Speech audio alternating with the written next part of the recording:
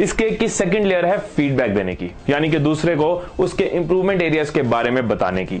जब भी आप किसी में कुछ इंप्रूव कराना चाहो, किसी को किसी चीज में करेक्ट करना चाहो, तो फीडबैक के ये 7 गोल्डन रूल समझ लो, आपके हमेशा काम आएंगे। फीडबैक देने के लिए फर्स्ट रूल है ओनली इफ इंपॉर्टेंट। खुद सोचो, अगर आपको बार बार कोई टोकता रहे, बार बार आपकी गलतियां बताता रहे, बार बार आपके आगे मिस्टर राइट बनने की कोशिश करे, तो आपको कैसा लगेगा? इसी तरह से आपको भी हमेशा मिस्टर राइट बनने की जरूरत नहीं और बार बार दूसरों की गलतियां निकालने की, दूसरों को टोकने की जरूरत नहीं। जब भी किसी को फीडबैक देने लगे हो तो खुद से पूछो, क्या यह सच में जरूरी है?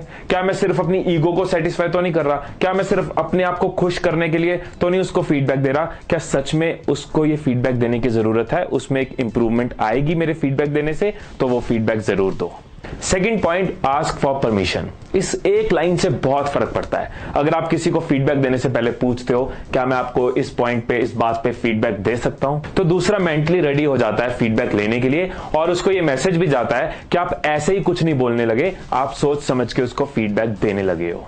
Third point, give feedback in private. वो कहते हैं ना, appreciate in public and criticise in private. So जब भी किसी को फीडबैक देना हो, मेक श्योर कि आप लोगों के सामने नहीं दे रहे। हमारा पर्पस उसकी बेइज्जती करना नहीं है, हमारा पर्पस उसको इंसल्ट करना नहीं है, हमारा पर्पस उसको इंप्रूव करना है। सो इसके लिए जरूरी है कि जब भी आप फीडबैक दो, उसके सोशल इमेज का, उसकी रिस्पेक्ट का ख्याल रखते हुए प्राइवेटली उसको फीडबैक दिया जाए। Fourth point, target the behaviour not the person. ये एक बहुत इंपॉर्टेंट पॉइंट है। बहुत बार हम दूसरे के ऊपर पर्सनल अटैक कर देते हैं, उसके बिहेवियर या उसके एक्शन को डिस्कस करने की जगह उसके ऊपर अटैक कर देते हैं। ऐसे फीडबैक देने से नेगेटिविटी और फ्रिक्शन क्रिएट होती है और आपके लिए दूसरे को फीडबैक देना और मुश्किल हो जाता है। तुझे ना बोलने की तमीज नहीं है, तुझे प्रेजेंटेशन नहीं बनानी आती, तुम बार बार मेरी बात काटते हो। अब ये सब पर्सनल अटैक है, यानी कि दूसरे को बुरा लगेगा ही लगेगा और वो आपके फीडबैक को रिसीव नहीं कर पाएगा। अब दूसरे के ऊपर अटैक करने की जगह हम उस बिहेवियर को, उस एक्शन को डिस्कस करें जो हमें सुधारना है। फॉर एग्जांपल, तुझे प्रेजेंटेशन नहीं बनाना आता, इसकी जगह एक्शन को डिस्कस करें कि ये कलर्स बहुत डार्क हो रहे हैं, यहाँ पे लाइट कलर्स यूज करने चाहिए। तुम बार बार मेरी बात काटते हो, इसकी जगह मुझे अपनी बात कहने का मौका नहीं मिल रहा। तुझे ना बोलने की तमीज नहीं है, इसकी जगह ऐसे वर्ड्स ना यार मुझे बहुत हर्ट करते हैं। सो ऐसे जब आप दूसरे पे पर्सनल अटैक नहीं करते और अपने व्यू पॉइंट से एक्शन और बिहेवियर को डिस्कस करते हो, तो दूसरा इंसान आपके फीडबैक को नेगेटिवली नहीं लेता, बहस में कन्वर्ट नहीं हो जाता, आर्ग्यूमेंट नहीं होते, बल्कि दूसरा इंसान पॉजिटिवली उस बात को समझ पाएगा।